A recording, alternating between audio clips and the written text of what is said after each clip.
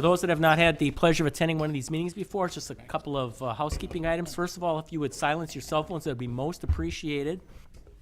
Second of all, once we've done the roll call and approved the minutes from the last meeting, what happens is we go over each item. First, city staff presents on an item. Then we open it up just to the commission for technical questions. Once technical questions are done, we have public comment. So if you have something to say about an item, please step up to the microphone and state your name and address so we have it for the minutes. And then say what you'd like to say. Please keep it as close to the topic as possible. We may have questions for you as well. Once you've had an opportunity to speak, sit down, and then you do not have an opportunity to come back up yourself unless we ask you to. So it's basically a one-shot deal for public commentary. Once everybody's had a chance to say something, then we close public commentary, bring it back to the commission for discussion, and then a vote. And with that, let's call the roll. David Borsak. Present. Ed Bowen. Jeffrey Tomes. Here. Thomas Voitek. Here. John Hintz. Here. Steve Cummings. Here. Kathleen Pratt. Here? John Kiefer. Here. Robert Weigert. Michael Ford. Okay, approval of the minutes from September 5th. Do we have any additions, corrections, deletions? Move approval? Second. All those in favor say aye. Aye. Opposed? Okay, motion clearly passes. Let's move on to item 1. This item's been withdrawn from the agenda, so we'll go to item 2. Grant privilege in the street for groundwater monitoring wells at East Custer Avenue and Grand Street. Thank you, Mr. Chairman. Welcome, sir. The Sigma Group is requesting privilege in the street to allow for installation of 3 groundwater monitoring wells in the city right-of-way. The Sigma Group has identified subsurface impacts at the former Wheatgrass Rug site located at 1402 Mount Vernon Street. Further assessment of the degree and extent of these impacts is required by state statute. 3 groundwater monitoring wells are being proposed to the south and southeast of the Wheatgrass Rug sites to evaluate off-site groundwater quality. Privilege in the street is required for these monitoring wells as they will be installed in the public right-of-way. And they're the 3 dots located on the map in the public right-of-way. The wells will each be completed just below ground surface and protected with flush mount covers level with ground surface. When it is determined that the monitoring wells are no longer needed, the wells will be abandoned in accordance with Wisconsin Administrative Code and the ground surface restored to the extent practical. The Department of Public Works has reviewed the request and has no concerns with the proposed installation that cannot be addressed with the standard privilege in the street conditions. And staff recommends approval of the request for the privilege in the streets with the conditions listed in the staff report. All right, any technical questions from the commission? David? If you see environmental impacts that go off-site, who's going to be responsible for the cleanup?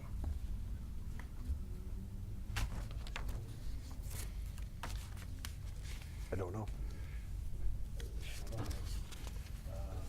Generally, it's when we see things go in the street from the parcel where the monitoring wall is, I don't know, we'd have to, Would Steve know? I don't know, Steve, would you know? No, Steve doesn't know either, and we don't have the, I mean, The purpose of this is to see if there's off-site migration. correct. And the question I have then is, if there is off-site migration, who's going to be responsible for That the becomes a cleanup? legal question that has to be worked out through the court Well, process. that's rather straightforward.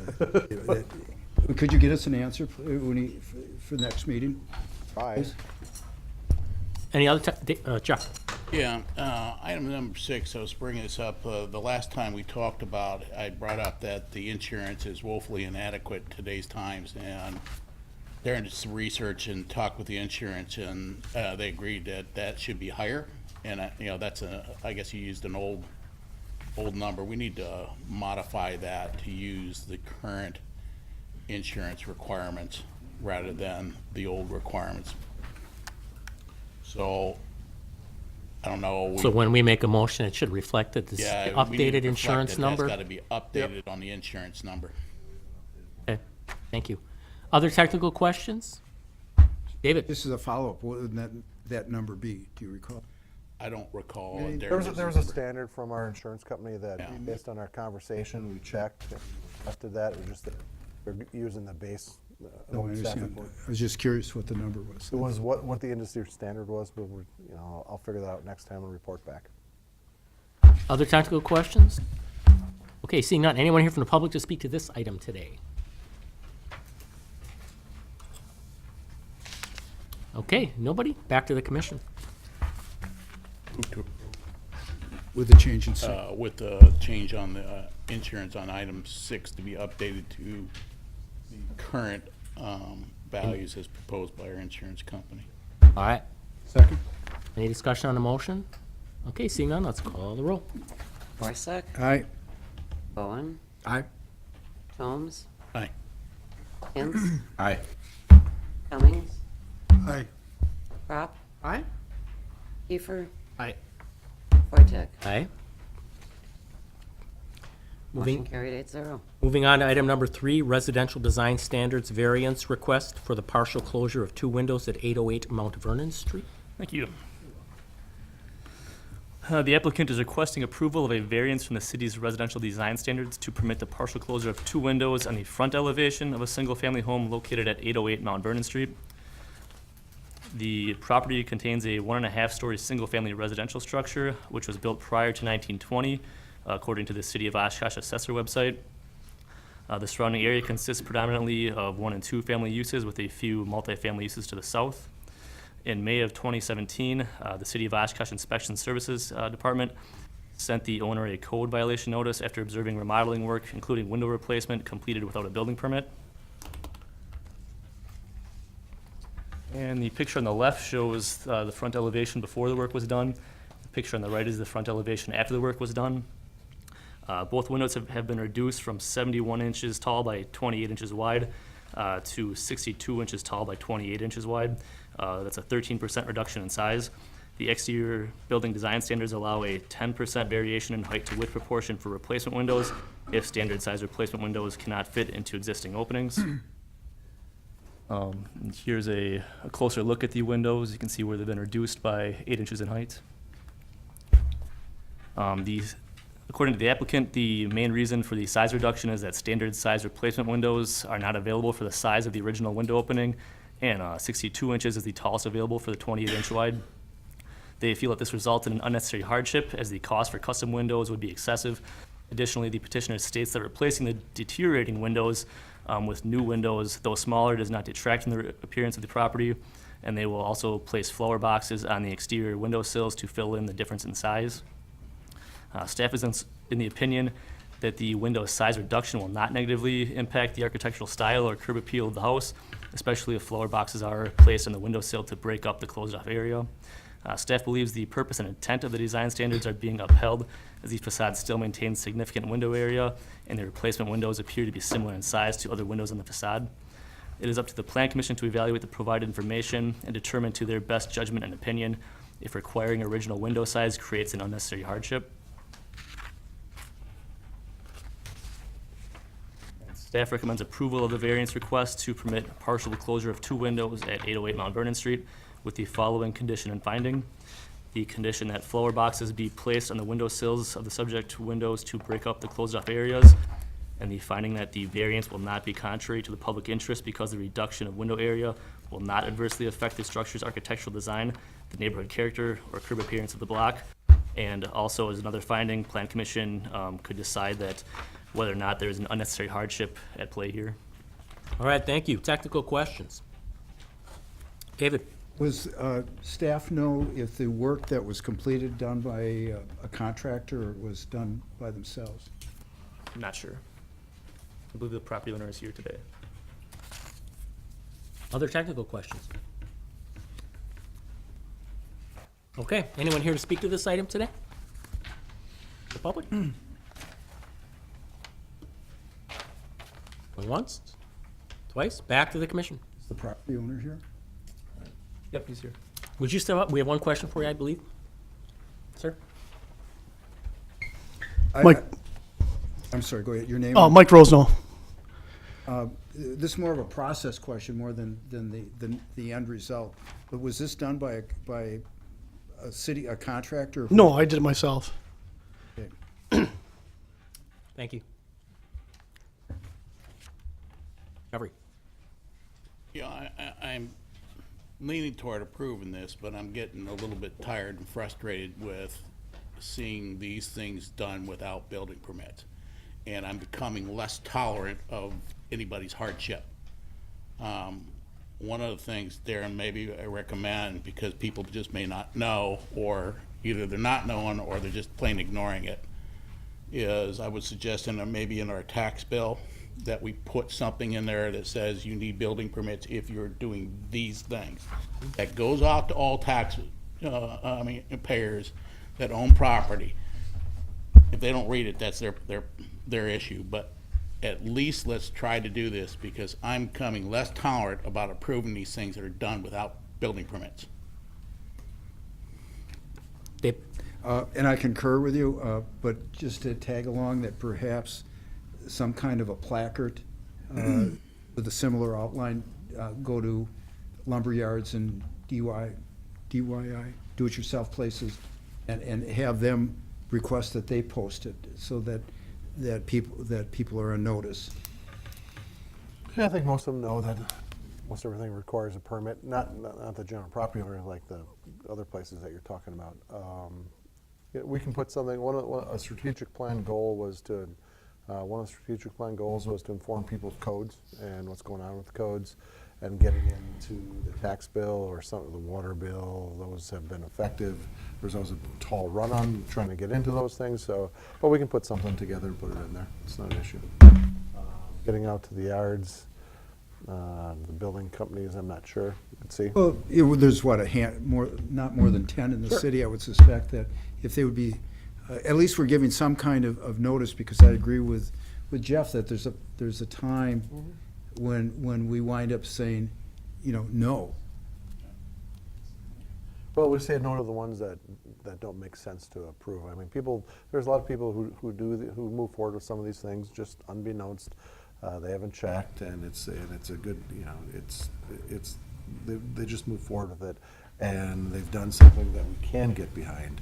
But you're right, there's others that, and we've gone against some of those variance requests where they've requested where they've closed off side windows, and we made them put it back in. So it depends on body deliberating and making, coming to the right decision on it. Jeff? I think, Darren, my point is trying to get to is, the first thing is, yes, we have to notify them, and I agree with David, having these building places at least post something at their order desk or whatever that says, hey, if you're doing this, you need, general reminder, you need a building permit. Putting it in the tax bill or something, okay, now we've kind of let everybody know. Whether, some people can't say, well, I didn't know. I mean, too bad. I mean, we sent you something, And this one here, is not that big an issue, but there has been some others that, it was done after the fact, and it was a bigger issue, and we ended up approving them. But I don't want to be put in that position anymore, and I don't want to single out a person without first at least everybody kind of getting the message. All right, other discussion? Mayor Cummings? It says it's owner occupied. Is that the intended use going into the future? I think that'd be a question for the property owner, I'm not sure. You want to back and forth into that one? Yeah, just so we can hear. I've been in this house for 6 years, and I'm probably going to sell and move out of Oshkosh probably within the next year, I'm guessing.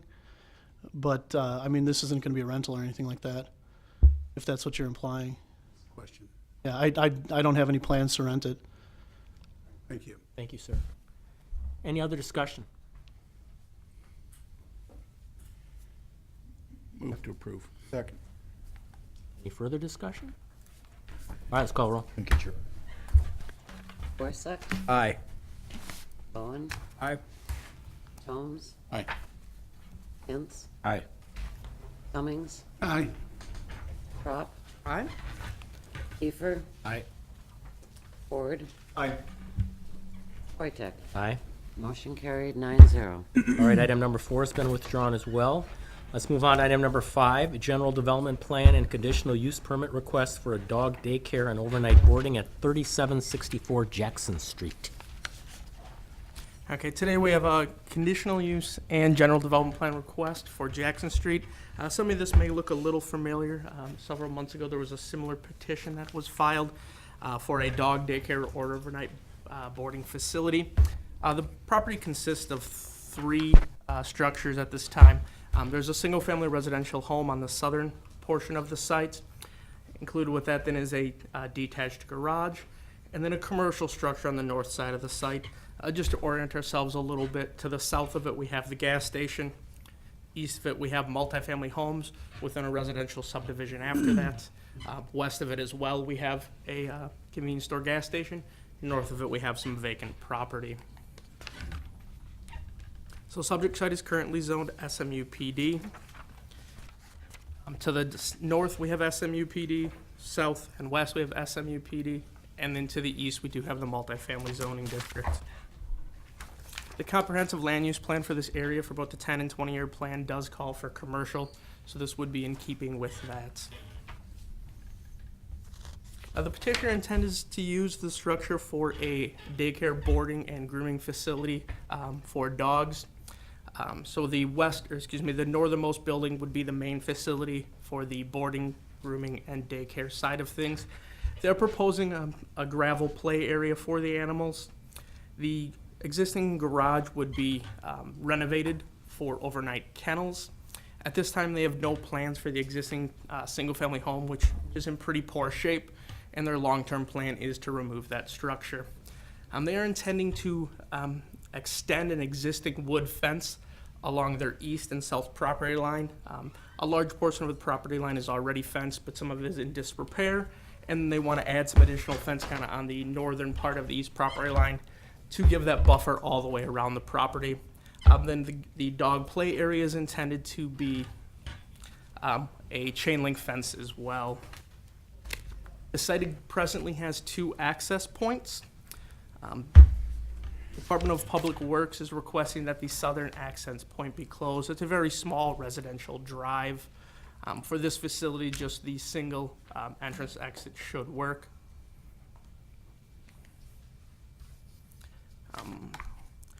The petitioner has provided a conceptual signage plan.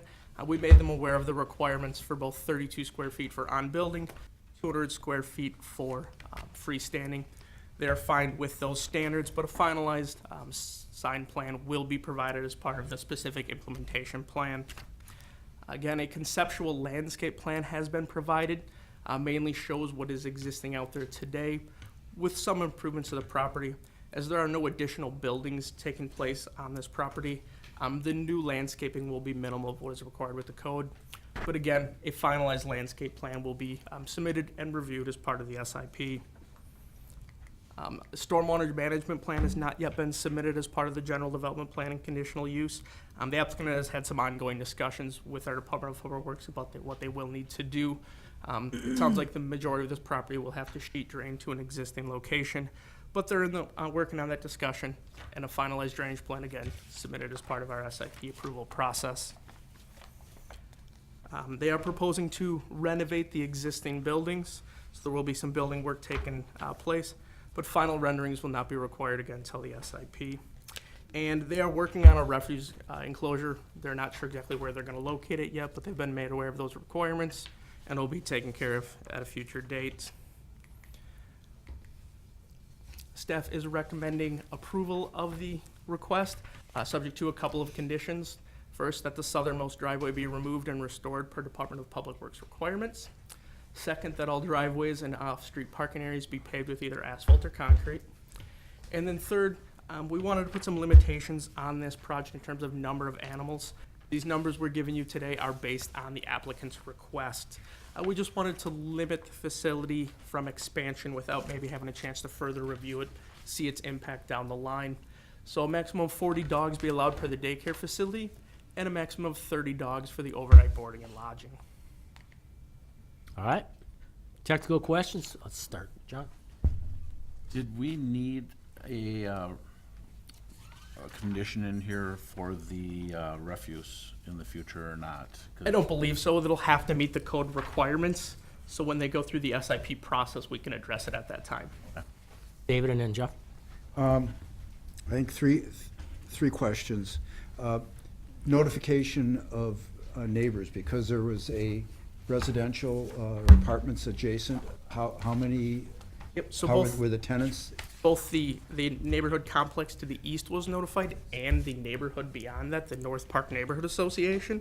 We didn't hear anything back from the apartment complex, but we did hear back from the North Park Neighborhood Association just today, and that neighborhood association is in favor of the request. Okay. Secondly, is there any concern about either stormwater or groundwater contamination because of the outdoor play area? At this time, we have not heard anything from the Department of Public Works in that request. Okay, and third, is it, I believe I heard you that it was indeterminate when they would tear down the house. Can we put that as a condition of when they would tear that down? But we couldn't. It's planned development, so. Good. Maybe something worth asking the applicant if they've kind of finalized their timeline for that. You know, okay, and I'll do a discussion. Jeff? Yeah, a couple questions. Did you go back and look to see if what requirements we put on the doggy daycare place over on 21?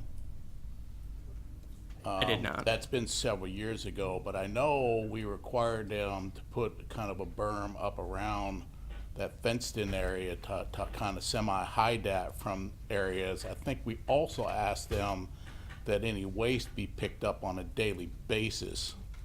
I can't totally remember it. The other question I have here, I assume that the two structures that exist today that they're renovating is on the north side and the east side of where the play area is? Yes. Go back to that overview? Yep. Is that play area, since Jackson Street is a main thoroughfare coming into the city, is that play area exposed to Jackson Street? And if so, why are we not requiring them to put up, like slats in the chain link to take that view off of there that we would do on other people, not necessarily a dog and cat area, but that we would do to other people on a main thoroughfare, There's going to be some landscaping that's going to be required along that because their parking is going to butt up to it. So there is going to be some additional landscaping along there. I guess what I would ask is if you're gonna just do landscaping, that it either be more intense landscaping or that there's a berm with landscaping on top of it to kind of hide, some of that visual from that area. Anyway, that's one of the things, and I'd like to go back to see what was in that other, about, to alleviate some of David's issues about, the environmental. I thought we required them to pick up, any kind of waste that was generated by the animals during the play area at least once a day. I can't remember. I can't recall that. Can't run a place. Let me just get back to the fencing issue. We would require it when it's a storage area. We would require that solid fencing around the storage area. Yeah, but this is our chance on a main thoroughfare. I mean, we can't really do it after the fact. What are we hiding? I guess what are we trying to screen away? Dogs playing? I don't know. Well, I mean, that's the question. Is there a noxious use in there or noxious use that you're trying to screen away? I understand. I'm just bringing it up as a point because we did on 21 make them specifically, we made them put that berm up around that area. You can still see dogs playing on 20. Yeah, you can. But they're just playing. I I don't think the berm was different. There was I don't different recall- logic behind the berm. Yeah, It wasn't I don't recall screening. the reasoning I why. just don't remember what it was. I really don't. We'll Been a check lot of into years. it. The other one, I'm wondering why you're limiting the amount of animals. We did not do that on the one at 21, and I don't remember too many times where we've put limits on a person's a business's ability to, they could actually potentially house more animals on the exact same footprint. And to limit them, I'm just kind of wondering the wisdom behind that when I don't remember doing that with some of the other people that we do. I mean, I think part of that it was where, and the other area is more in the commercial area. This is a neighborhood mixed use area. You have residential stuff, residential neighborhoods to the west, to the east. So we didn't want to start out without having any governor on that particular use until we knew exactly how it was going to interact with the neighborhood. So I think it was just a matter of one is a neighborhood mixed use, the other was a straight out commercial area. So I think that was part of the rationale. If you're questioning the use and putting limits on it, then why are we actually approving the use in the first place? Because that's almost the entire rationale behind even doing a conditional use permit. Because looking at uses that can locate within a district, but there's things that if there's aspects to that use that if you don't properly condition it or you don't look into it, it could have a negative impact on the adjacent properties. In this particular case, we think that, this is what their proposal was at this time for how many dogs? 40 animals for the day. 30 animals. Whatever. We didn't want to say, just say you could put 1,000 animals on there because we think 1,000, just being dramatic. We think that would have a potential impact, a negative impact on that neighborhood. Now, if we come back in a few years and they say, we'd like to add some, then we evaluate that again at that time. And that would also give us some time to evaluate, have there been any complaints, have there been any noise issues, things like that. So it gives us a little bit of review time. Ed and then David? There's a little bit of a, I guess, process question more than anything else. Would that be, so the condition of, 30 and 40, 40 dogs per day, 30 overnight, is that a condition on the plan development, or is that a condition of the conditional use permit? Kind of one and the same. I wasn't sure if it was like a separate thing, one being easier to amend than the other, if they wanted to come back down the road and say, hey, we haven't had any problems, we want to grow this business, I want to make that as easy as we possibly can, I guess. But Tied together. I think they're tied together. I wasn't sure if it made any difference from the process standpoint. Because if it didn't, the process, the same process to amend. David? I'm not sure if I heard it, but reading this correctly, there will be a fence along the east line. Yep, presently there's a partial fence along the east property line. They're proposing to add about another 115 feet to fence in the entire eastern property line. And then the southern property line is largely fenced with some areas in disrepair that they're going to those sections that need it as well. And that fence meets the conditions of a transitional yard. That would be a solid wood fence. All right, other technical questions, folks? Okay, seeing none, anyone here from the public to speak to this item today? We'd love to hear from you.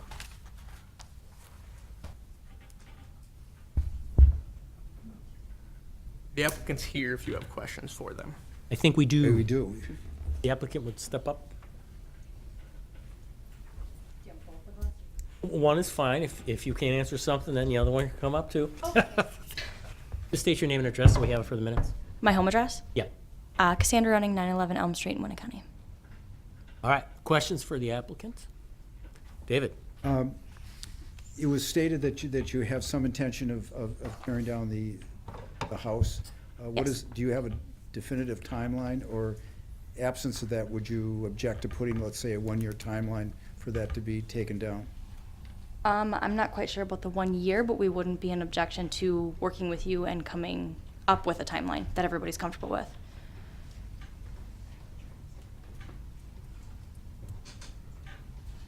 Other questions for the applicant?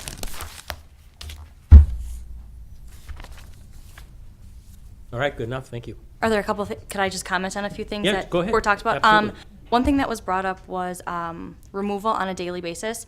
Every day, the waste would be taken care of before business close, Okay, just because sanitary and right.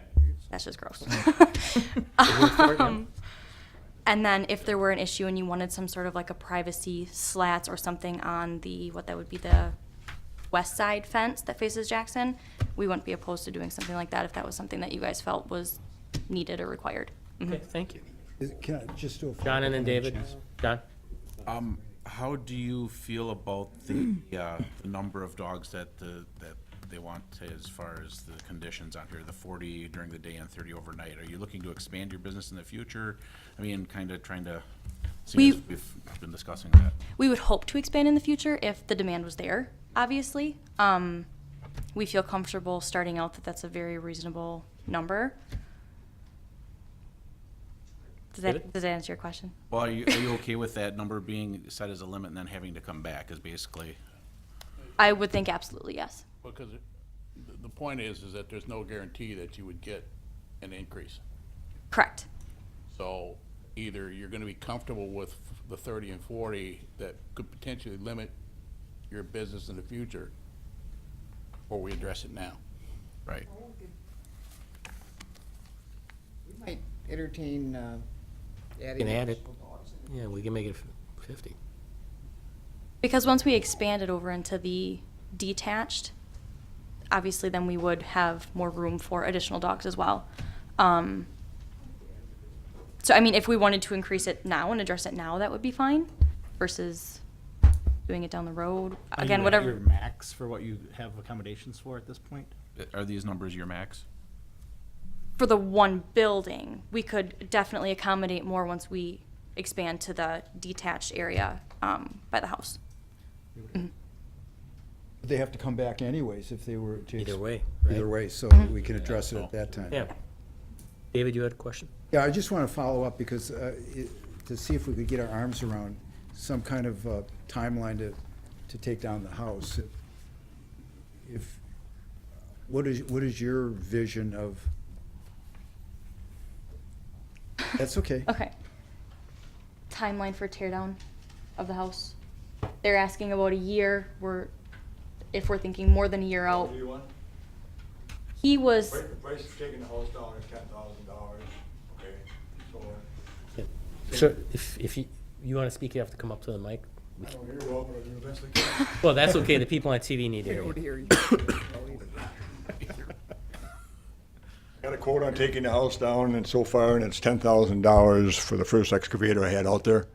It will take us a time to come up with that $10,000 based on our initial investment here. If you have a timeline, I'd be happy to talk about it. I do not know that we could take it down in 1 year, but it's up to you guys. I mean, 2 years would be no problem at all. If they don't have a profit by that time, they ain't gonna have one. So, just based on his price, I would like a reasonable time put out there for it. Well, that's a reasonable Yeah. question. If you're agreeable to 2 years, if that's. 2 years we could handle for sure, no matter what happened, if that's, okay? Say that's Thank you. great. Thank you very much. Yep. okay. Any other questions for the petitioner? All right, thank you very much. Okay, thank you. Back to the commission for discussion and a vote. Let's move approval with the conditions as stated, plus the 2-year timeline to remove the house. I'll second that. From occupancy? Or when? Oh, yeah, 2 years from occupancy. Yeah, that makes sense. Okay, it's been seconded. Discussion. Jeff? Yeah, I'm just wondering if, since she's agreeable to putting the slats on the west side, whether we should consider that or not. West side is the Jackson Street side. I'm not too worried about the other two because you got the wood fence. I'm just thinking on the Jackson Street side to give it, and with the landscaping in front of it, it would make it probably more aesthetically appealing. Mover and seconder. Are you tacking on to my motion here? Are you trying to stand on my motion? I'm bringing it up because Standing on your she's shoulder. willing to do it. Aren't they like 40 feet Now off the I'm- road I'm- already? I'm asking people whether they would want to do that or not. That seems reasonable. Aren't they like 40 feet off the road already? I wouldn't support it personally. If they want to do it, I think they can do it. I'm with Darren. I don't feel like we're screening something objectionable here. I like dogs. I'd rather drive past a bunch of dogs playing happily in a yard and see that than a bunch of slats, Yeah, frankly. and So you're assuming that these dogs are going to be playing happily together. You don't know yeah. that. I mean, Well, I'm I've seen telling- dogs play too, Jeff. I get it, but I'm telling you that there can be an objectionable things that can happen. And if you're okay with that, Yeah, that's we are. fine. I mean, and that's fine, and we'll just move on. I'm just I'm just saying. bringing up the point. Yeah, I get Okay, Steve? I would hope that people driving down Jackson are watching traffic, not dogs. Yeah. Well, you don't know. No, they'll be busy texting. Touche. It's been moved and seconded. Any further discussion? All right, seeing none, let's call the roll. And this is without the slats being, Without the sled, no sleds. okay. Texting. Borsuk, Aye. Bowen, Aye. Holmes, Aye. Hintz, Aye. Cummings, Aye. Crop, Aye. Kiefer, Aye. Ford, Aye. Wojtek. Aye. Motion carried 9-0. All right, moving on to item number 5, comprehensive land use plan map amendment for property located on the south side of South 91 between Clareville Road and South 44th. Okay, thank you. I want to start out this conversation. We've seen this a little bit before in a couple of different formats. We've had some meetings on this before, some workshops on it before. Before we actually go into that, I want to give for those of the people who are in the audience and watching or listening, just a little background, a little planning 101 before we go down this route. Cities work on, when it comes to planning, work on two maps, basically off of two maps. One is their comprehensive land use plan map, and what the land use plan map is it's a broad picture of how the city sees an area growing in the community at a point in time. The comprehensive plan is just it's a 10 to 20 it's about a 20-year time frame, and we lay out areas outside, both inside the city and outside of the city, for particular uses. So we take the land use map, and in order to implement the comprehensive plan, to take that land use map, we put it on the zoning ordinance map, and the zoning ordinance is the official document that kind of implements how we see the land use plan coming together. So if you look at our zoning map, we break everything into industrial, commercial, institutional districts, and then you start to and these districts are supposed to be consistent with the comprehensive plan. So when something comes in that's not consistent with the comprehensive plan, we have to go through this process of amending the comprehensive plan map to make sure that the uses match. So we've seen it over years. Somebody's wanted to annex a property. That property doesn't meet the underlying district for land use, and we have to change that map. So we're going through that process. We're going through the process right now of doing of updating the comprehensive plan itself. But this case, we were asked by a petitioner to move forward, kind of move ahead of that, and consider changing our land use map from something else to something else. And in this particular case, and we have two things going on.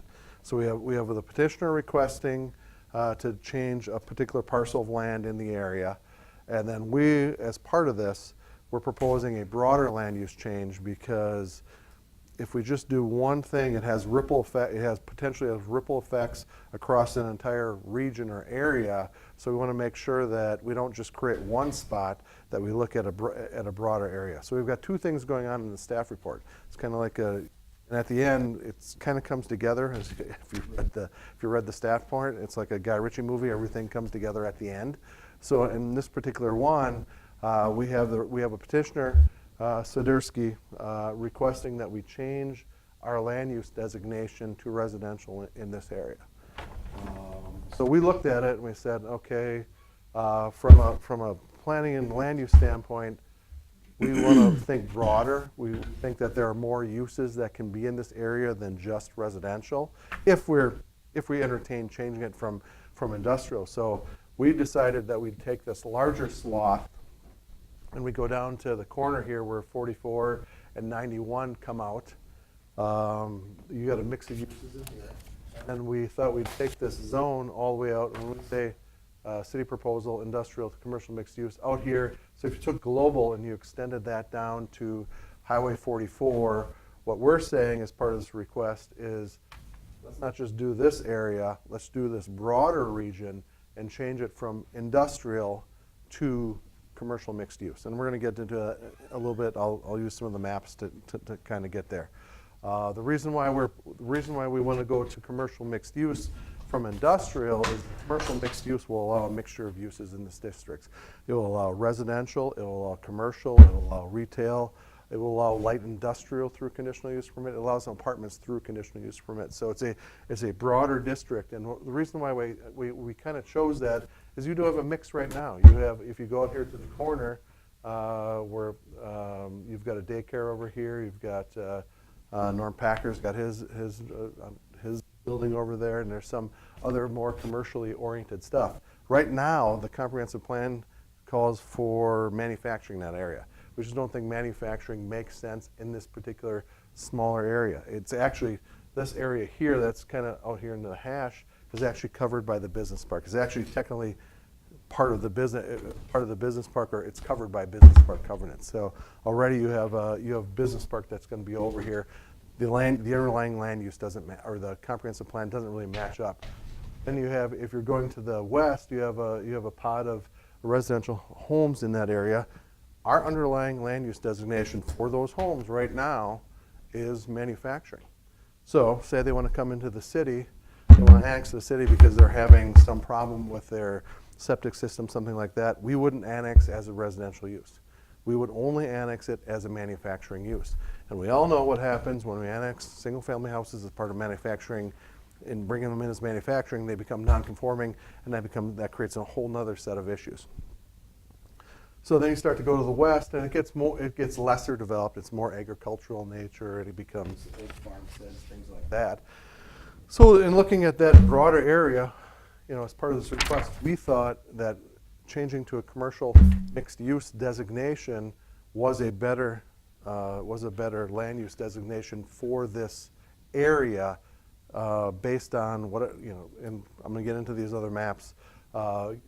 Based on this area, we just think it's a better land use. It's a more versatile land use recommendation. I know there's concerns about protecting the industrial park, and David will bring those up, and he's right to bring those up. But I think we have the necessary mechanisms in place to protect industrial operations as well as going forward. So that's just the broad overview on what's going on. So you look at our land use map for this area. This is from our 2005 comprehensive plan. This is how we laid out the land use in the map. So you see this broad area here. That's all what we're showing for future industrial growth. I think I have some stats, and I'm not going to go over all the stats, but I ran through the stats on absorption rates, how much land we have, blah, blah, blah. I have the same thing for residential. But you can see how when we created this, when we created the land use map, it was based on something, we were hot with industrial growth at the time. So that's why it's reflected. Let me go to next. So when we created that land use map, it was based on a study that Foth and Van Dyke did for us back in 2004-ish or 3-ish. And that kind of laid out, you can see what they laid out for these study areas. We did various study areas in the community, and you can see how we laid that out. The land use map that's in our comp plan reflects the study in this particular area. And why did we do it? At the time, we had a lot of annual absorption in that Southwest Industrial Park, and we were worried at the time that we were going to be running out of industrial parkland. So what we did was we designated a lot for future industrial growth. It was the right thing to do. This was also from the study, so this starts to put things together. When we started to look at, well, what would this land use look like if we expanded to the south, we expanded to the northwest, kind of. The industrial park has kind of come together like this. We do have some utilities in place that kind of reflect this particular pattern in this particular area. But you can see this is how we kind of envisioned going south on 91. And I think we can still preserve some of this vision. I don't think we're going to get a connection here down at 44, but I think we could do something with the road. I think I discuss it. I think that if we choose this as that line for that commercial mixed use area, it's a natural kind of buffer, because we're proposing that we retain this entire area here for manufacturing, for future manufacturing, for the reasons that are stated in those communications that we attached. There's some concern by United Cooperative about, introducing residential uses right adjacent to that railroad area. And I think there was some concern from Watco as well for that transload facility. They don't want more residential getting closer. And right here at that confluence, at that intersection between Clareville and that, I think it's a valid concern. I think you can retain that for future commercial as you get, or future industrial, as you get further away for the reasons that we talked about, is why we're supporting the commercial mixed use in that area. This is the area in general. It's kind of, from our standpoint, it's virtually a blank slate. You've got a lot of undeveloped land in this particular area, so it is a future growth area of the community. So you see a lot of vacant or industrial lands. You do have the scattered farmsteads, and then you have some housing over here. Basically what we're proposing to do, again, is to take this area, if you take Global Parkway and extend it to the south, this area we're proposing that go to a commercial mixed-use category. That commercial mixed-use category would be a suburban mixed-use. If you went through this whole zone change process or the zoning update process, all of our commercial districts, all of them, are now mixed-use districts. So if we bring something in, it would be as a SMU, which would be a suburban mixed-use district. Makes sense in this area. Within the suburban mixed-use district, residential uses, multiple family uses are only permitted through conditional use permit. So they would if they would have to come through, they would have to come through as part of a conditional use permit. Let me back up a little bit too. This is not changing the zoning. This is only changing the land use designation right now. Again, the petitioner, Swiderski, is requesting to change that to a residential. You see how we explain in the staff report that we're not supporting that particular request, but we are supporting going to a suburban mixed use or a commercial mixed use category. This kind of shows, and we started to talk about why. Why should we change it? Why should we react to it at this point? We do have lands. I mean, we have lands in the city. Lands are developable. We have a lot of acreage in the city that could be absorbed, that we could have absorbed dwelling units into. Are they in the right location? We always have that conversation. We had it on Ripple on the south side. We had it up on Cope Avenue on the north side. And what we're seeing is you're seeing some of these apartment uses, they like to be near the fringe of the community.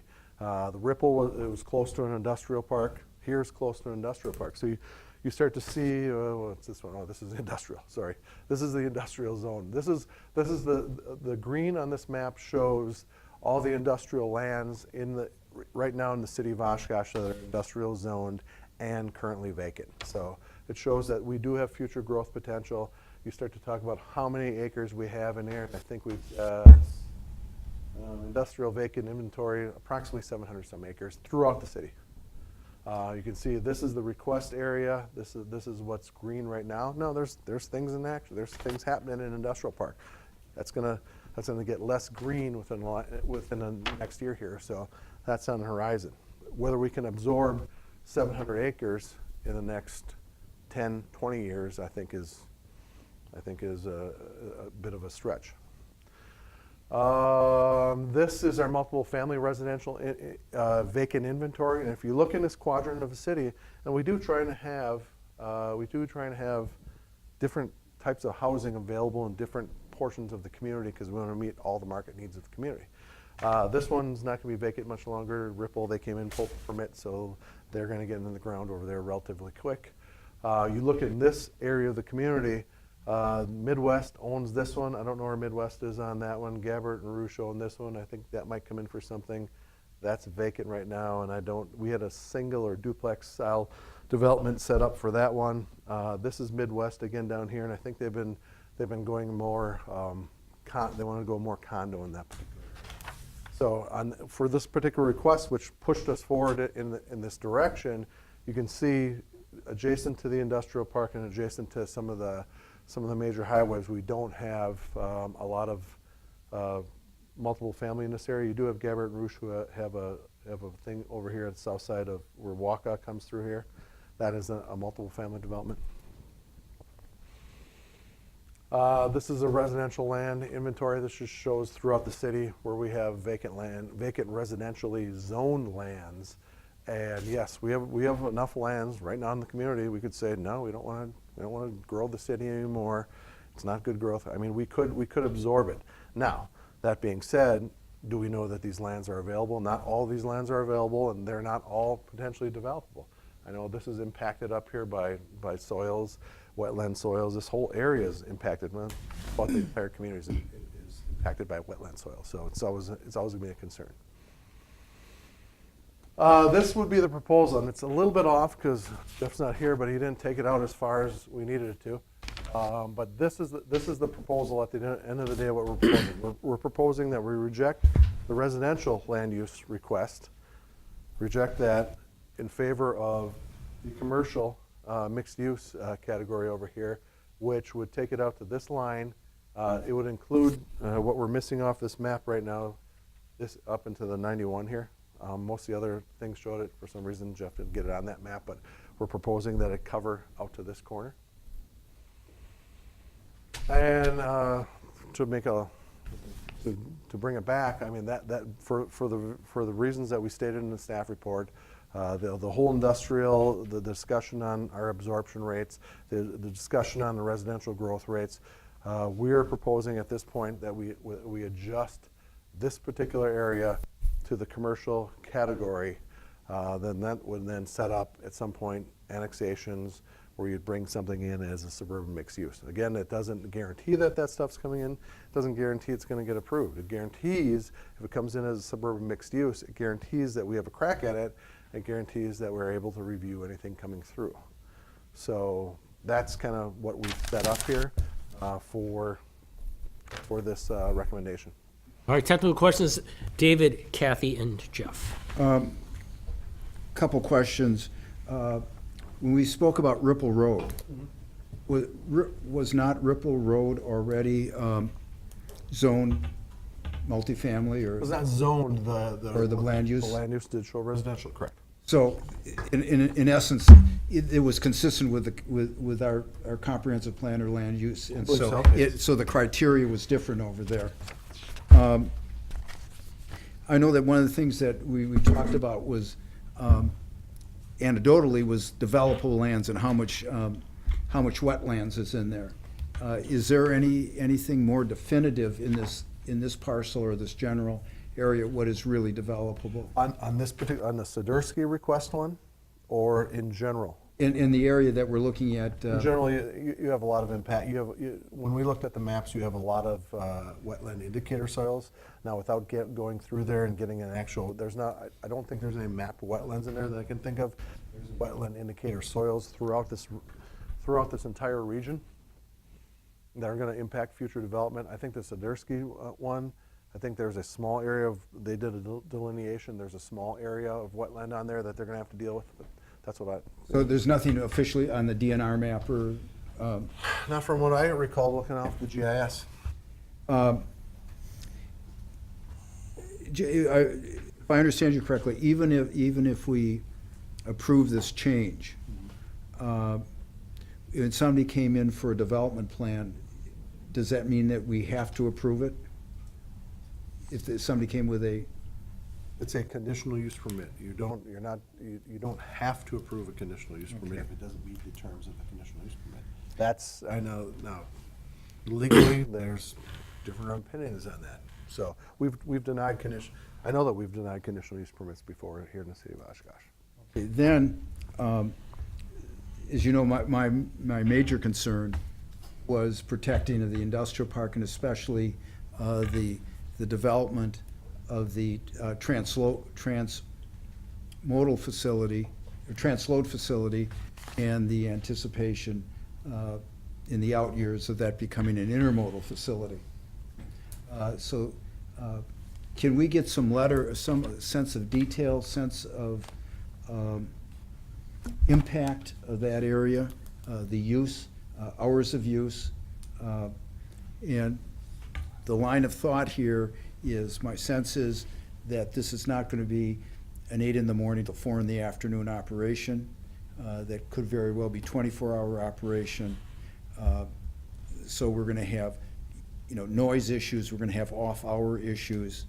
And I know that, I have personal experience of being in, impacting on residential areas. Sure, maybe other people have of having intensive industrial uses, but in particular where you're having banging of freight cars and things of that nature. Is there somebody here, or there, perhaps Alan or somebody can give some kind of idea of what we're looking at? Because the last thing I would like to have is a less intensive use coming in and complaining about an allowed use. And as we know that a nuisance precludes or overrides operating within the guidelines. And the facility that's proposed, the transload facility, is a very unique opportunity to this area that doesn't exist currently anywhere in the northeastern Wisconsin. I don't have any information as to the exact, how intense that use is. That, Alan might be able to give us an answer on that. I'm not Yeah, sure. either Alan or Jason. Or maybe Jason. From our standpoint, I mean, you still have to meet, you still can't violate our noise ordinances. I mean, you still always have the public nuisance governor that's out there. So regardless, you're still gonna have to meet those requirements. I would argue that the distance is, you're looking at half mile. Yeah, but I would quickly say that noise is not line of sight, but is harmonics, and so that's does not necessarily hold true. So I'm just wondering if we can somebody can shed some light, perhaps either Jason or Alan.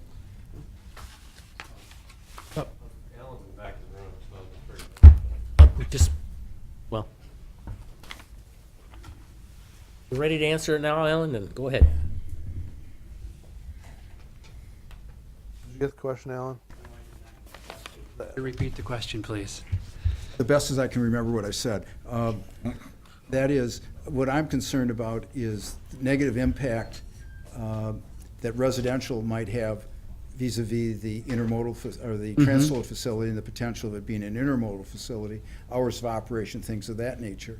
And how do we protect that specifically, or any other facility that may be running 24 hours a day, which is becoming the norm in business today? I'm not sure I have a real good answer for you today. The transmodal, just by distance, it's going. I don't think there's going to be a major impact on, say, multifamily. If this was single family, I'd have a bigger concern about it. Single family is very sensitive to noise, less so. Multifamily just is less impacted by noise. The transload site we see growing, so that's a very good point. The transload site will operate more and more as time goes by. The single family I'd be concerned about. I'm not sure I'm real concerned about the multifamily that might be about a quarter mile to a half a mile away. That's just off the top of my head answer. Jeff's got a I question. just want to ask you a question while Sure. you're up there. When we approved the transmodal facility, none of this was in play at the time. And I understand what Dave's talking about in terms of noise and stuff, but I'm also concerned more about the environmental health and safety issues. These are train lines that we don't regulate. That's not to say that they don't have ammonia cars or whatever kind of cars that they're porting on this rail system. To look at changing that zoning, or in not zoning, excuse me, the land use, that potentially then you could put in a SMU to allow residential and stuff, or something of that nature, within a half mile. That somewhat concerns me because we haven't talked about that, and I don't know if you had those kinds of discussions with our fire department or any of those kinds of things. And I'd like to know that, okay, because I want to make sure that we're not making a change that's going to come back to haunt us, 5 years from now, because we don't govern what these trains bring into, that they have. We don't know. I mean, it could be soda ash, it could be a lot of different things that potentially could cause a harm's way. In an industrial area, I'm not as concerned about that, although there is a concern because you do have people working there during the day and maybe even a second shift. But it's an industrial area. When you start to put residential or commercial properties, something of that nature there, that, maybe retail type properties or whatever, that gets me a little bit more concerned. So in your questions to answer Dave, I'd like you also kind of to take a look at that, because I don't know that answer. And it could be that rail system is prevented from having those kinds of things there because it goes through certain cities that they can't transport that. I don't know that answer. I don't think it'd be a problem to follow up with the railroad to find that out. Well, and I think the other point, you also have to look at the land use map to the north and to the west. It's, it's I understand. in the same it's virtually in the same proximity. Yeah, and from I this. understand, and it could be just, the answer is that there's not an issue because we already have that, and there's not an issue, or it could be that they don't allow those kinds of things to come through on that particular line because it's going through cities. I'd like to find that answer out. David, you still have the floor, and then we got to go to Kathy. Okay, one, and assuming that these questions are valid, is there a time of essence for this? That would be up to the applicant. We were inquired of. Okay, you're not aware of any time as of the essence. I will argue that when you talk to the development community, time is always of the essence. That's just my. That you're not aware of. But secondly, and just to be, perfectly candid, one of the reasons why there's some residential encroachment on the north part of the industrial park was essentially a trade-off on land, and that was supported by administration, by staff, to have that residential area carve out in there. It was. That's Only a portion of it, David, not the stuff at the corner of Clareville and 20th. But the thing adjacent to the, next to the, by the borough. What you're referring to is this particular area here. You're correct. You are not correct in this particular part of the area or this region. But that was already there, wasn't it? No. No, we just put a subdivision there. Anyways, it's there are different motivations and different reasons, but it doesn't, the throwaway line is the definition of insanity, is you keep on doing the same thing and expect a different outcome. And it doesn't mean that we have to continue to do it. But I do have a follow-up question for Alan, and that is, why would you be less concerned about impact, noise, or whatever it may be, on multifamily as opposed to single-family? History. The single-family owner-occupied are very concerned about their neighborhood environment and are most likely to be sensitive to that, whereas multifamily, the way they design them I'm not sure it's soundproof between units or outside, or just the way they design them so that the garages would be a buffer. We just don't get that many complaints about noise from multifamily. And they're the ones who are actually closest to commercial in most instances, because they're usually the first buffer. Yeah, I was going to add, we typically use them as a buffer, and they're typically more transient in nature, and Alan's right, we just don't run into that much of an issue. Let's give Kathy a chance here. Kathy. As you point out, the new zoning districts are new Correct. to us. And right now, they're a little Greek to me. The old districts, I've got it in my mind, but the new districts are fuzzy. And this would be our first, if it comes to that, suburban mixed-use a new suburban mixed-use designation. Well, no, suburban mixed use is a zoning classification. Right. We're saying commercial mixed use. All right, commercial mixed use, okay. This idea, commercial mixed use, is something we're gonna have to get people used to. If you go to big cities, they love mixed use, they understand it. Around here, I don't want that use here next to me. So what is the impact on let's say we allow this, a residential multifamily unit is built, are there negative impacts on the residential part of this mixed use? Oh, you're increasing the intensity of the use next to them, there's no doubt, so you're gonna have more people there, so there's gonna be more activity on that particular site. Now, you weigh that against some of the other uses that could go there with our existing zoning, they're much more intense and potentially negative. You could have a heavy industrial facility running 24 hours a day, 24/7 a day on that particular, in that particular area. So, What else could be put, you alluded to it earlier, what else could be put on this orange site, I'm gonna call it? you could that put, you're you could put suggesting? offices, Offices, what else? put retail, you could put, Warehouse? no, warehouse could not go there. Potentially by conditional use permit. I don't have the zoning ordinance. So it's just it's a mixture of anything you see along the Highway 41 corridor, basically, in that commercial area. Those are the commercial uses that you could potentially put in that particular area with the added multiple family capability. Right now, under the old zoning, those were all developed without having any mixed use component to it, so you couldn't have any multiple family. So what do you have along the frontage of a lot of areas? You have that heavy commercial area, which is right next to it. A lot of it is multiple family, buffering over to single family. This area, we're mixing everything up. We're saying the new planning mantra is mixed use.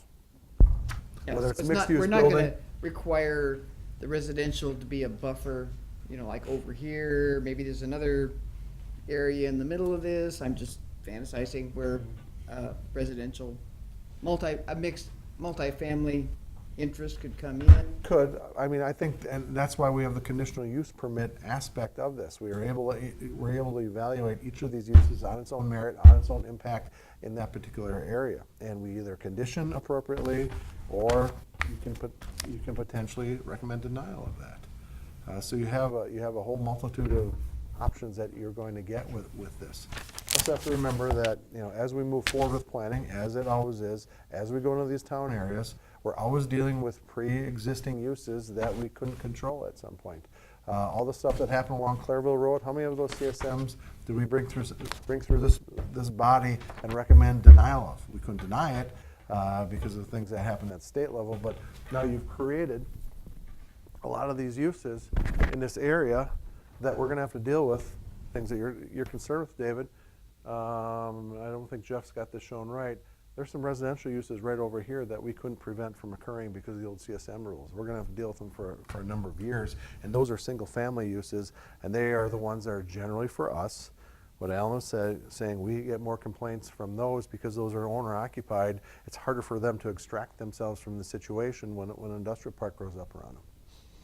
I have one more quick question about, locate the transloading facility on that map for me. And a global. Yeah, it's I mean, sort of general. Alan, it's up in here, isn't it? Right in here? Oh, okay, It's on one of the maps that you okay, gave us. thank you. Okay, Jeff's next on the list. On the very, Yeah, and again, I want to clarify, Yeah, I see it. this is just a CMU, it's not a CMU with a CPD. SMU. Or, no, this is commercial mixed Here. Yeah, commercially mixed this- use, but no, this the is- district to implement is SMU. That's the zoning. Yeah. Yeah, I'm Sorry. not talking about zoning Yep, yet. yep. I'm talking about the commercial mixed use land designation. And you were talking about CUPs, but that doesn't require a CUP for certain approved uses, correct?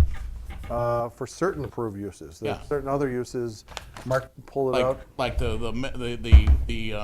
multifamily would be a Additional use. It's conditional use permit. Correct. But things like indoor sales and service, art, physical activity studios, commercial kitchen, restaurants, drive-through, group daycare, all those type of things. Professional offices. Professional offices. So by putting the CMU today, is there anything that we are going to render non-conforming?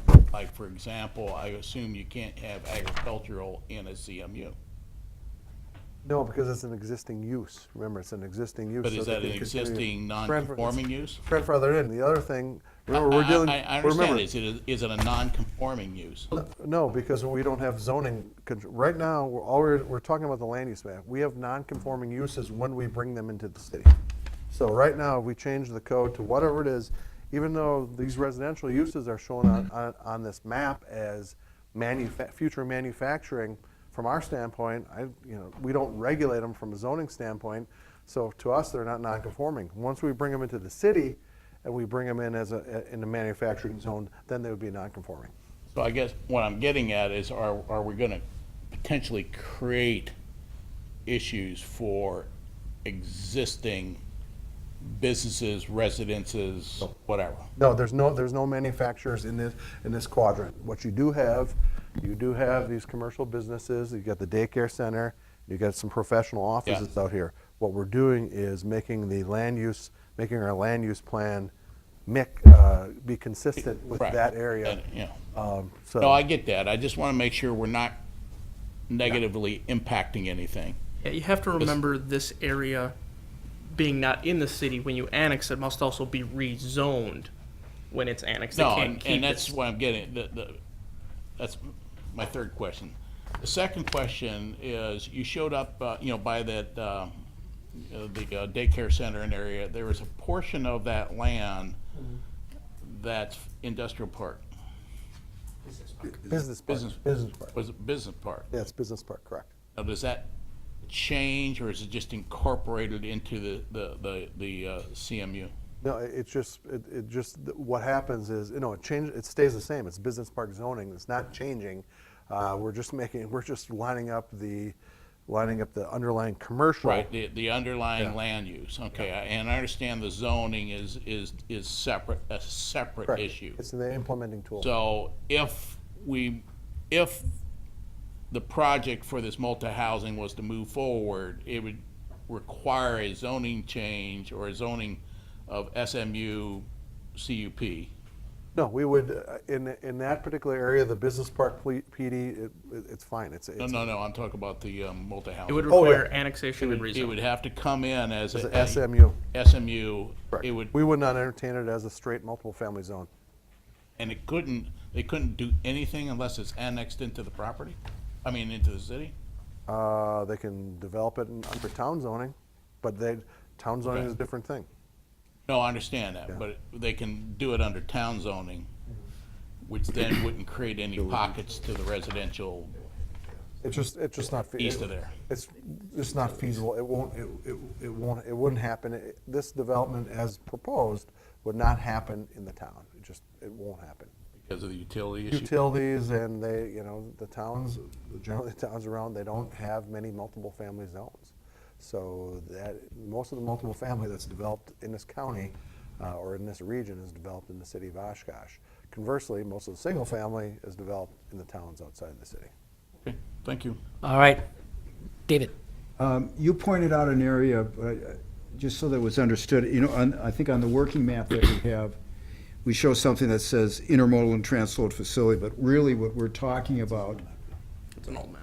yeah, is, I don't know if we have, is the 14.4 and the 11.7, correct? Don't even look, yeah, it's in that area, but don't get hung up on that map, because remember, this map was done in 2004. Yeah, but where I'm gonna go with that, it's directly in line with Global Parkway. Correct, yes, So, I correct. mean, we're talking direct unencumbered line of sight with Global Parkway. And potentially both sides of Global Parkway. Potentially. Just to get, orientation of really where this is. It's just north of the railroad tracks and 31 acres or 26 acres plus potential other acreage. But just to get, a scope of what we're talking about, and this, it's a straight line shot down, for the demarcation is Global Parkway. That is essentially all open by elevation. Currently. Huh? Currently. There are buildings also in there. I mean, there are some buildings along there. The only least intensive, it would be almost across the street where we have that distribution center. Other technical questions? Can't imagine there'd be any more. All right. Open to the public. Anybody like to speak to this item, please step up to the mic and state your name and address and tell us what you think. Gonna jump in here real quick before I run off to a 5th grade volleyball game. But Jason White, Greater Oshkosh Economic Development Corporation, 1204 Fairfax Street in Oshkosh. And just a little history. About a year ago, I think, give or take, we were asked, our Industrial Development Committee was asked by the city to weigh in on basically what's now the petitioner's request for supporting, I guess, the concept of their multifamily project. And at that time, our committee had looked at it, and actually looked at it a couple times, did not take a vote one way or another. There were some concerns expressed by some members of the committee, but by and large, they decided to take no action in large part because didn't see any real objections to prevent that project from moving forward. Later, we also then had a meeting with our Industrial Development Committee, also had a meeting obviously with all of you. Very long night that night in discussing this project and the overall possibilities for the Southwest Industrial Park. And again, no action, but no fundamental objections raised by the majority of the committee. The one thing I think, one thing we did not weigh in on is now the larger part of that. So our committee did not take that up. We only took up the part that's now represented as the petitioner's request, which we, again, large part, did not have any objections to that. So one thing I will say I think is sometimes lost in this conversation is we do need to protect our industrial property in our community. And I think very much agree with those who say that. You know, once it's gone, it's gone. It's hard to find industrial property in the city limits. At the same time, I don't think that this project impedes anything in the Southwest Industrial Park, period. And at the same time, I think it's also very important to grow our population. We see a lot of efforts being undertaken in our community right now from the standpoint of, you know, more jobs being created, businesses growing. We got a quality of life campaign that we're going on to try and bring more people to our community. And there's a lot of people who work in our community, and they feel guilty a lot of times because they don't live here, they work here. They'd like to live here, they'd like to vote in our elections, they love to serve in our boards and our commissions, but they can't. So I think from that standpoint, we need more units, we need more multifamily, we need more single family. And I think from that standpoint, the petitioner's request makes a lot of sense. But can't really weigh in on the larger part of that because that's a new dimension that we weren't really a part of in the process. But at the end of the day, hopefully we can find a way to support this project and continue it moving through the pipeline. So thank you. Thank you very much. Jason, just one quick question. So did I hear you to say you don't think that the transload facility is going to have either now or as proposed or the potential expansion of it is going to have any negative impact? No, and I think the letter that was represented by and supplied by WACO, I think confirms that because they're not going to, they're neutral as well as we were officially, but they did have obviously concerns going further to the west. And I think it's also important to note too, earlier you said somebody said, question about wetlands and low elevations in that area. And that's one of the reasons too we felt good is because immediately to the west of this site, of the Soderski site as I'll call it, it's presumed to have a lot of development barriers to it. So you have a sort of implied buffer, at least short term or potentially long term, as it relates to the development of that particular parcel. All right, thank you. Oh, Jeff? Yeah, I got one more Let- question let for them you. get- I read the Wisconsin Southern Railroad letter, and actually was a little bit confused as far as actually what it was saying. Because it's saying that it doesn't support any zoning changes, Right. anything Yeah. west, I noticed that too. which is a little bit all-encompassing. I mean, and I'm not 100% sure whether they were in favor of this particular project or not. They didn't say anything about the land use. They just said they Yeah. don't want a zoning change from what the existing zoning is. I think that's a fair And point. I don't quite Yeah. understand exactly what their intent is because they're not gonna cross 91 on their expansion. That's a good point. Yeah, I'm not here to speak for them. I'm just saying that I know in previous conversations, they were concerned about protecting as much industrial land as they could without objecting to this project in and of itself, so. Okay.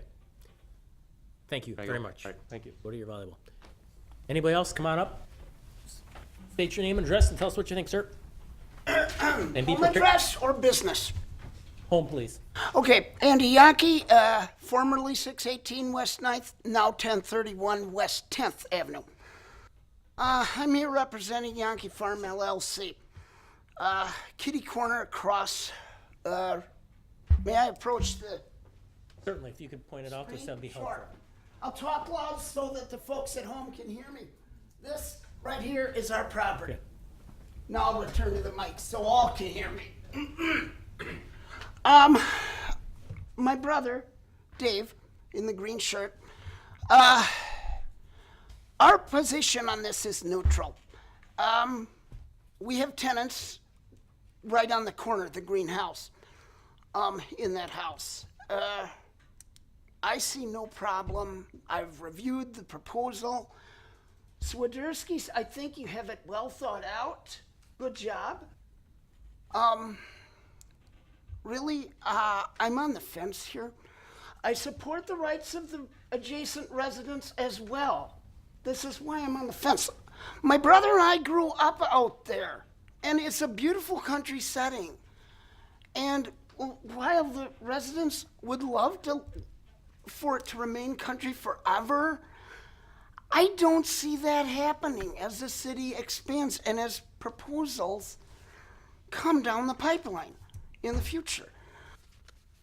On the other hand, we're business people, first and foremost. Every proposal that comes down the pipe, AKA Rush's, AKA the housing development behind Rush's apartment buildings, etc. Every one of these comes down the pipeline, makes our property worth that much more money. And that's where we stand. Anybody have any questions of me? Thank you very much, sir. Thank you. Okay. Who's next?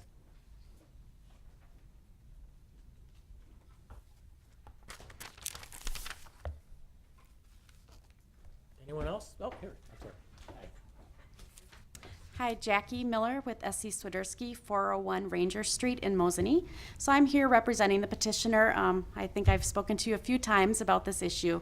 After reviewing the staff report that we have here, we did want to say that we support their recommendation to change the land use map from industrial to commercial mixed use.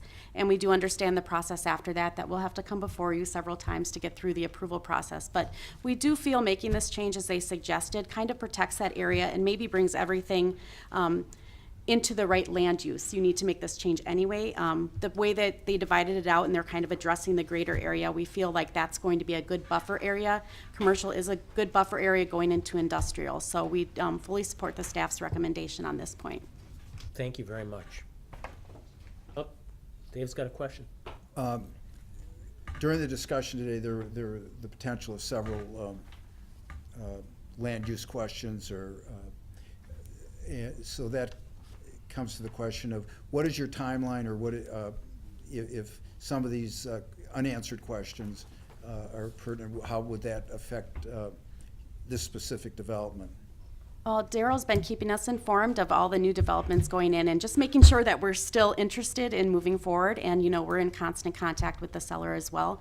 But some of these things that you're talking about, the railroad, additional traffic noise, we knew that going into an industrial park area, that these were things that we'd encounter and we have on all of our other sites. So as somebody else had mentioned, multifamily, they're used to. So people, we're building these buildings, people are choosing to live there and they know the impacts in the area. So they're choosing to rent in that location.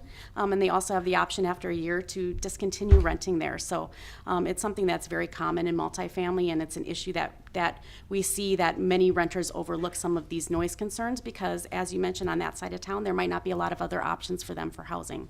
Of course, we do work with our site plan to kind of buffer things as best we can, and we think that's one of the strengths of our company. If you've visited any of our site plans, we always get feedback from the community members and the people living in there that we have some of the best site plans they've ever seen.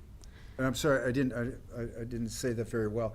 Would be your timeline to, if you will, be in the ground? Is it this season or is it next season? And Well, spring?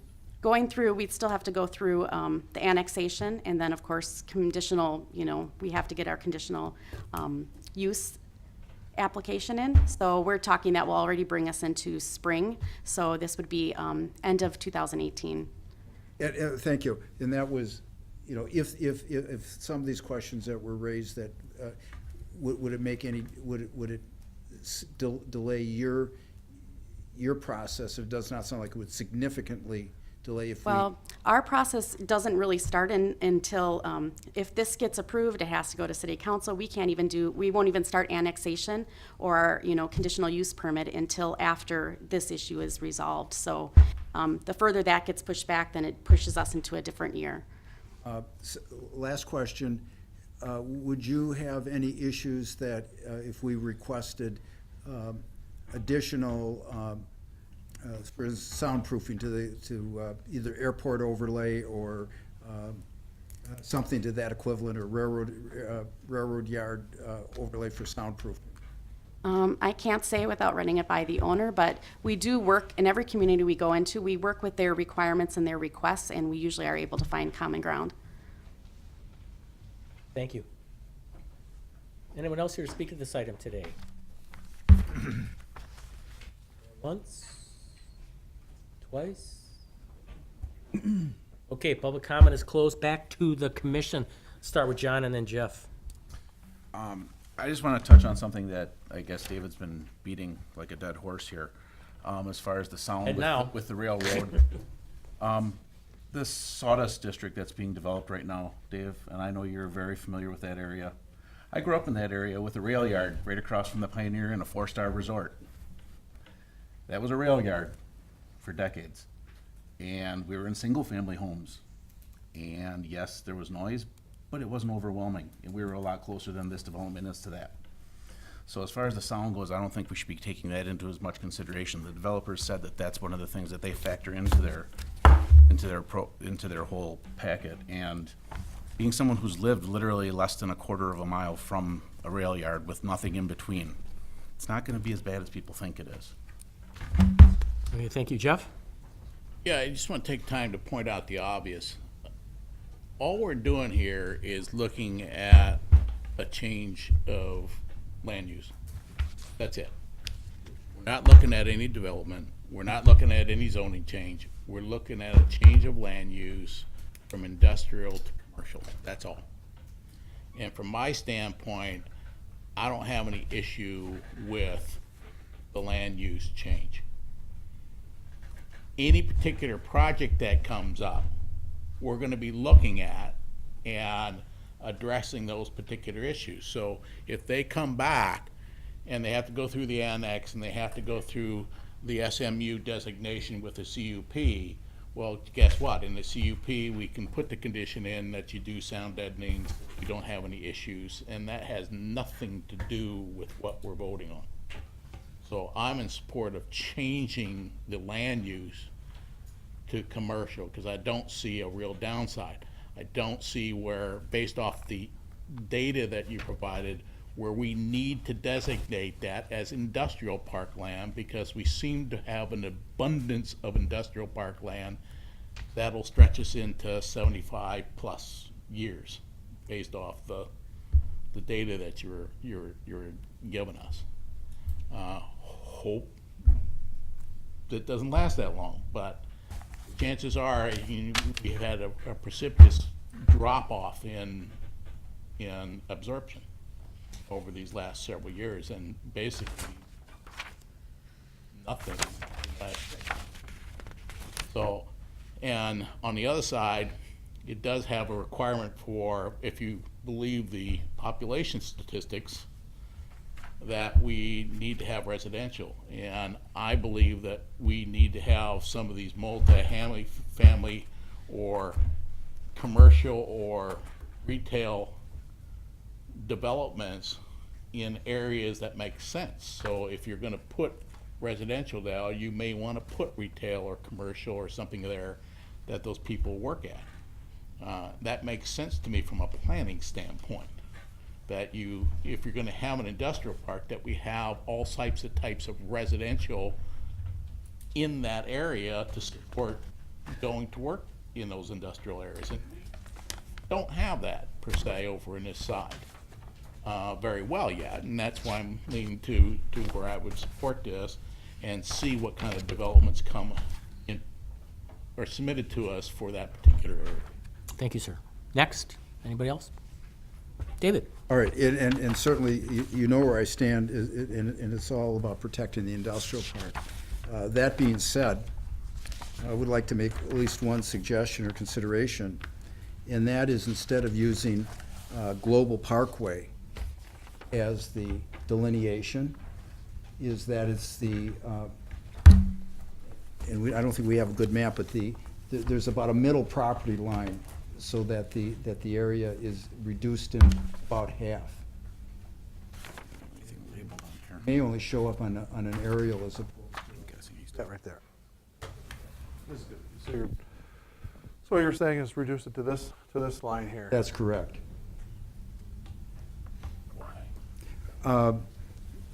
Because it does two things. It allows what, first we can see what kind of, other than what probably very well would be is the acceptance of this multifamily development, but also is somewhat of a firewall to see what kind of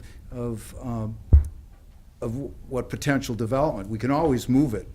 It's easier to move it to the west over to Global. It's more difficult once it's there to try to move it back. But I don't understand what your reasoning is. I don't understand what that actually buys us. I mean, you're saying you're gonna protect the industrial part, but I'm not sure what that's protecting. What it would potentially do is you would, if for some reason we could get a road through here, if you would still have this area for, industrial, and you'd have your residential over here, you'd have this middle area as some type of commercial buffer. My question is, why do you need it for industrial? Based off your statistics, we have more industrial property than we'll probably need in my kid's lifetime.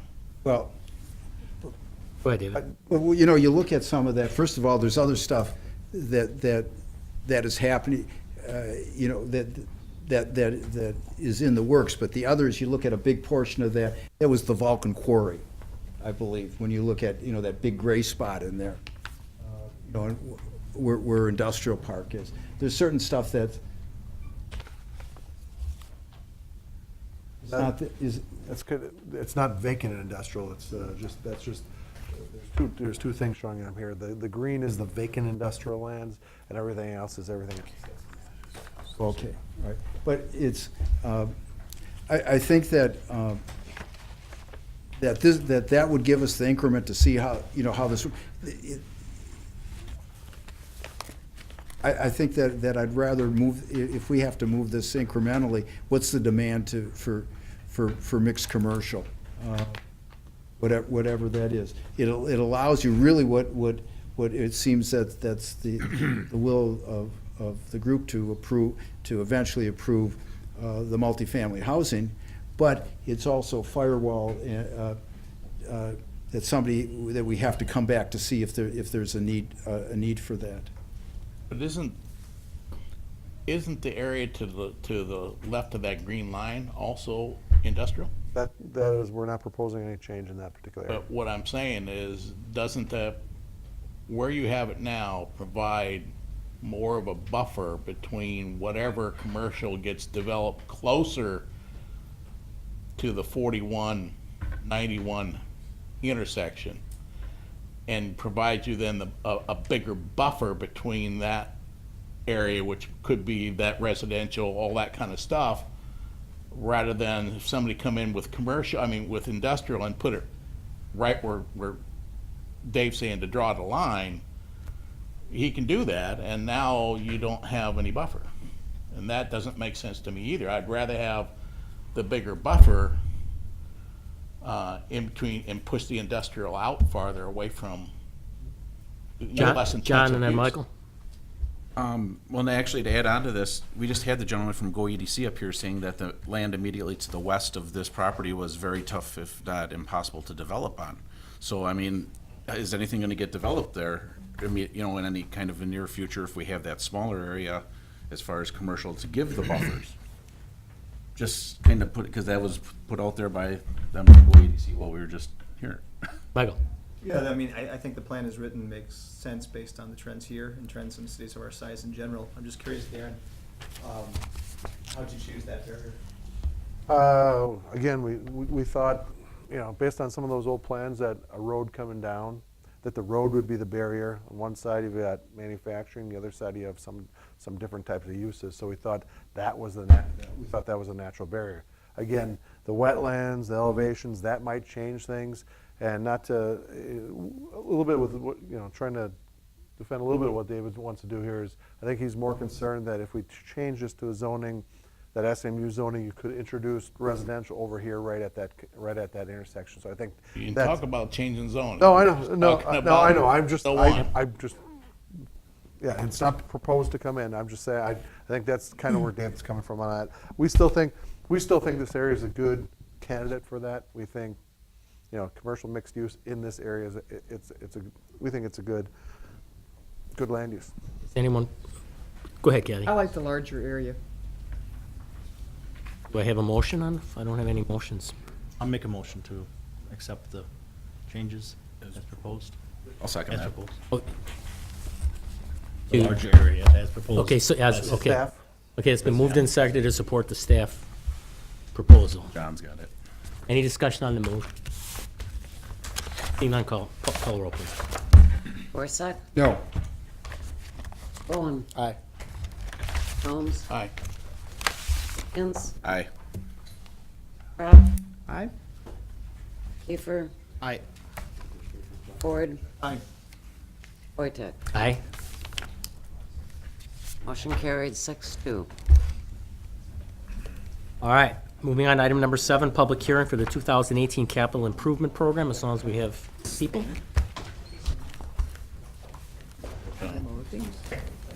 Oh, this is with tanks in it. It's down here. Let them clear out briefly. Yep, that's fine.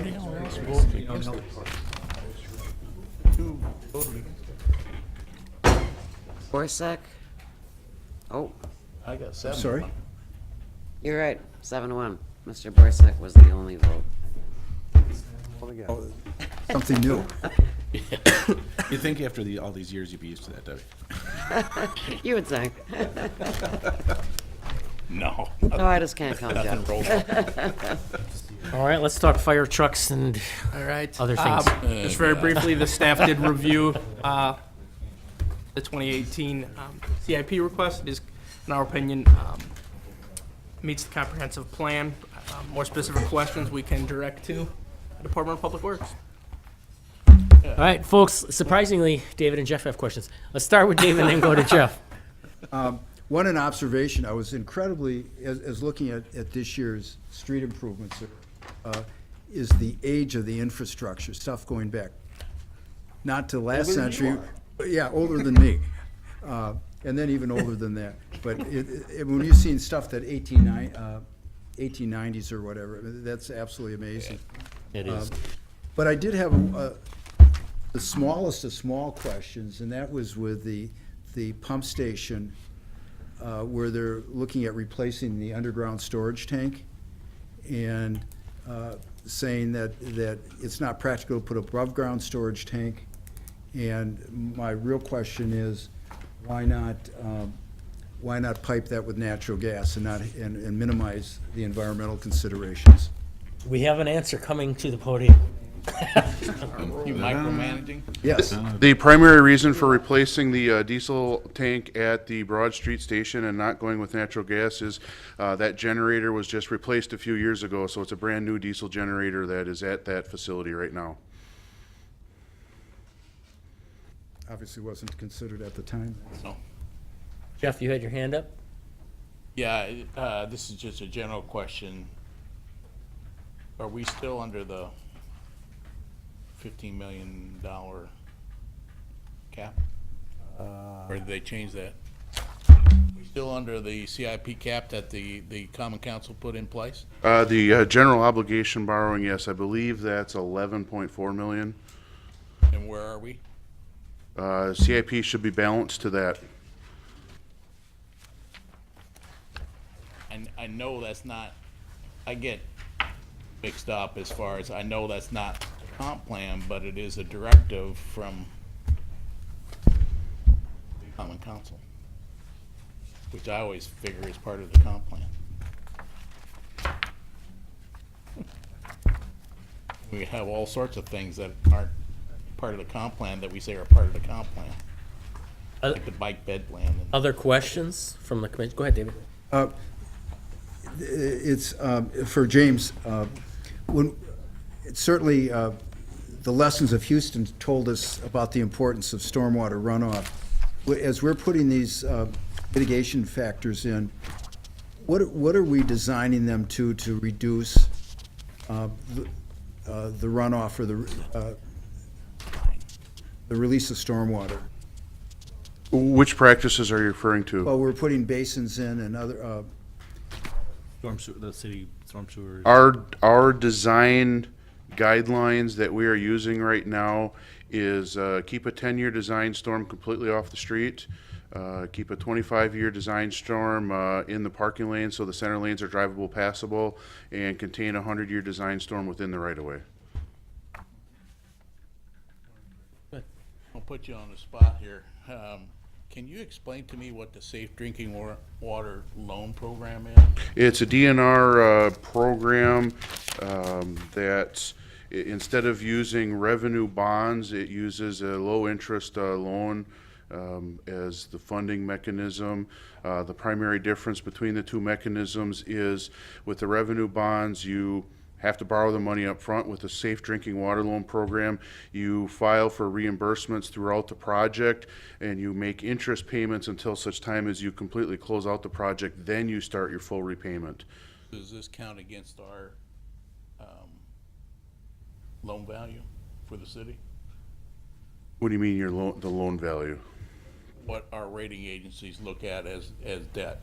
Well, the rating agencies do look at everything as debt. The one thing with the Safe Drinking Water Loan as compared to revenue bonds is there is not a debt ratio. For example, a debt coverage on a revenue bond, depending on which one of the three utilities, you could need to have 1.1, 1.2, or 1.3 times that amount set aside. The Safe Drinking Water Loan is not subject to those requirements, so it reduces some of the amount you have to have set aside. But there are, pros and cons. I would not use Safe Drinking Water Loan on smaller projects because of some of the additional challenges that come along with administering a project that's funded federally with safe drinking water dollars. But certainly a large-scale project like the Clearwell project, we are already going to have that kind of management in place to be able to deal with those requirements. So is the Clearwell project, is it being done this year or is it being done over the course? It will take about 3 years to complete the construction of that project. So is there money in every CUP for that, or is that hitting just the 2018? There is money in the 18, 19, and 20 CIPs for the Clearwell project. All right, thank you. Any other questions for James, as long as he's up here? Other questions, comments? Is that what you're looking for here? Yeah, we're looking for support. What's the actual action that we're asking for? Consistency? Staff recommends acceptance. Acceptance. Any, I make a motion that we find this in conformance with comprehensive plan. Second. discussion? Call the roll, please. What am I gonna do? Borsak, Aye. Holmes, Aye. Woods, Aye. Crop, Aye. Kiefer, Aye. Ford, Aye. Wojtek. Aye. Motion carried 7-0. All right, planning director's report, sir. I'll keep this along. Thank you. All right, we're moving forward with the Zone B attachments under our under our Town of Algoma boundary agreement, intergovernmental cooperative plan, various sections of the Town of Algoma are coming in, they're attaching to the city during various periods. In 2012, we annexed everything, or we attached everything in the Town of Algoma that was east of Highway 41. Now we're gonna move forward with what's called the Zone B attachments. So everything that's kinda in here, in this area, up to Homestead Drive, areas are coming into the city up into Emmers Lane here. So those are coming into the city. We intended to go to council next week with it for the first reading. We're not gonna do that. We're moving them to the meetings in October, just because Jeff now has had to write all the legal descriptions, and there's several hundred properties in there that he has to write legal descriptions for. So he's a little backed up. He's got 5 more to go in there more. This is an attachment, so it doesn't come to you, it goes directly to the council. I'm just telling you what's happening, that we're bringing these properties in. We'll be bringing them in with the zoning that's consistent with their current zoning and with the comp plan. Because we have it all under extraterritorial zoning as well. So when they come in, they'll come in based on that extraterritorial zone, what's the most comparable zone in the city of Oshkosh zoning district. So I just want to let you know that that's happening. Which area was that? This is the kind of thing I'm you sorry, did no, on just in general, Ripple just- down south. Just one sec. It's this area in here, some stuff along Emmers, and kind of these homestead drives coming in. Some of these areas over here. There's one on 9th Avenue. So they're scattered all about. Okay. But we generally kind of draw the line at just west of Homestead. No, we're just west of Homestead. I think these two come in, but then all this stuff won't come in until like 2040, I believe. But it's generally these little pockets here. The significant one, the biggest one is probably that, where Keenest was and Naslin is over here on Washburn Street, and then some of the stuff along Emmers behind Walgreens. But it's a bunch of scattered little ones. The other significant piece is here's Witzel Avenue. This is that piece that's owned by the hospital right now that they're not going to develop, and we've had interest in it over the years. So that's coming in. The boundary line stops here at Barton Road. This will stay in the town, and just smattering of uses are coming in here. So that Attachment, this is like what happened down on Ripple in Oregon. Yes. Came in, and Yes. now you're telling us that it's gonna come in, thank you. And so it'll be we don't tell you. attached is the same as annexation. Correct. It is being annexed. Correct. Under our agreement with the town of Algoma. Correct. And so it's time for that to happen. Correct. So these are little, essentially, you said little bitty cleanup parcels, so we won't have a lot here and a lot here. Yeah, we won't have these jagged boundaries, so it's infilling those areas. Okay. And again, we're gonna match it. There's nothing coming in as multiple family zones, but it's just matching right now, they're all under extraterritorial zoning. Ripple Avenue was not under extraterritorial zoning. That was because that was with the town of Black Wolf, I think. Yeah. We have extraterritorial zoning with the town of Algoma. What we're gonna do is just move over, because those were all our old zoning districts. We're just gonna move those zoning districts to ours again. So we're gonna do the same thing. So we're not changing anything. It's just coming in the most comparable zoning district that we have currently. And property owners are gonna know. I mean, like. We're sending out, 2 days ahead of time. we're sending out notices. It's 2 readings at council. They're not effective until March 1st of next year. And those residents should know.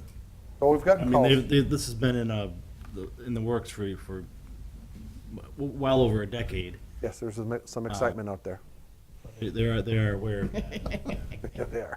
I know if you go down Oakwood Road, I see the non-city garbage cans, and I'm like, I know there's the electrical lines right past the hospital that is kind of the northern border of where it's going to come in along Oakwood Road.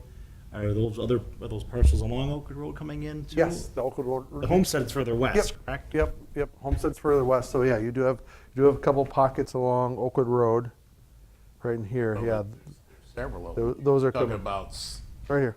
talking about east of Oakwood? This is west of Oakwood. East of Oakwood, there's nothing east of Oakwood except for this parcel over here at 9th and then one over here. So only a couple parcels that way. But the stuff that John is talking about, those, that little enclave of town parcels here. On the other side, there's Roost subdivision, whatever. Yeah, those will come in as part of this. So everything east of Oakwood and west of Witzel to 21st is gonna come from the town of Algoma into, Yeah. Over various time period. This is Zone B, and then there's Zone C, and then the final that part of attachment. Zone B, because I know a This is person- Zone B right now. I know a Zone- person that lives there, and she has no clue that she's coming into the city. They'll get a notice soon. I mean, we're getting ready to send out the notices. It's part of the boundary agreement. We're just enacting part of that boundary agreement. It's a legal agreement that we have between the two communities. I gotta look at, you're gonna have to show me separately where that parcel is, and I'll tell you when it's coming in. Anything else for us, sir, Coach? Nope. You have a Late mo- enough. You have a Sounds motion? enough. You have a motion? Motion to Out of adjourn. Oklahoma, that would- Been moved and seconded. All those in favor? Aye. Opposed? We're done. All right.